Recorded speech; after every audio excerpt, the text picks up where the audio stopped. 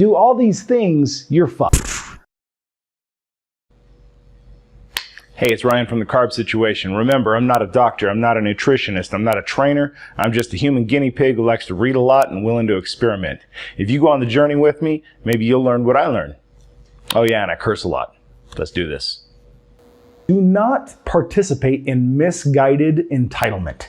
What I mean by this is don't sabotage yourself. If your goal is, I'm not gonna have any sugar for a whole week, and you do it, then at the end of that week, don't say, yes, I did it, and eat a tub of ice cream. Don't do the things that go against the goals that you're trying to set. If you were a smoker trying to quit smoking and you successfully go a week without any cigarettes, don't make your reward a fucking cigarette. That's just asinine, but people do it. They'll word it differently. They'll say, oh, I've been so good on my diet, I deserve a treat. They'll eat some Oreos, do something that completely wrecks your progress. And I'm not even talking nutritionally, I'm talking psychologically. You'll confuse the mechanism that you're trying to program. Your brain goes, all right, we're not eating sugar, not eating sugar. This is good. All right, I can dig it, cool. And then you eat a bunch of fucking Oreos and your brain says, oh, okay, wait.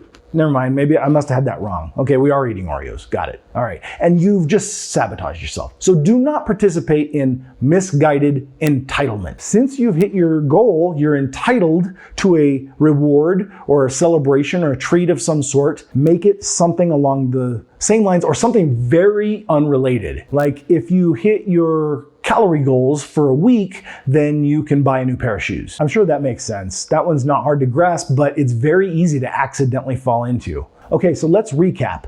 The first thing we want to do is get our why straight. Why are we doing this? Figure out your long-term why and write it down in very emotional language and look at it often to remind you about your grandkids or about the health problems that you're currently facing. Whatever it is, make that very emotional, important to you, and read it often. Then get your small whys in order. When you do something tiny, celebrate that shit. Big time. Over celebrate it. When you hit little teeny tiny milestones, when you drive by a fast food place that you're not supposed to go to, yes, that's like me. Instant gratification on your side in some way. Get that dopamine rush going. Next thing, we want to play offense, not defense.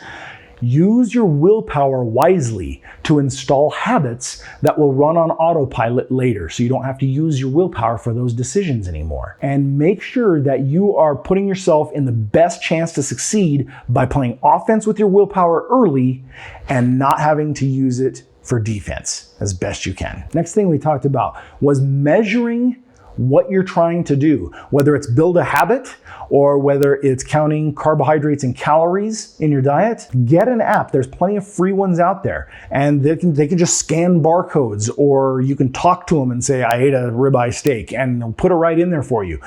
Get apps for your phone or however you like to do it and measure what you're doing. What gets measured gets managed. And then find a way to create a game out of it. Remember to set small, easily attainable goals that you can definitely hit and hit them consistently. That's your floor.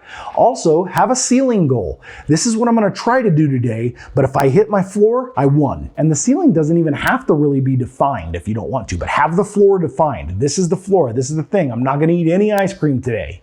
If you didn't eat any ice cream, you won. Goals that are easy to hit and build upon them. And finally, don't partake in misguided entitlement.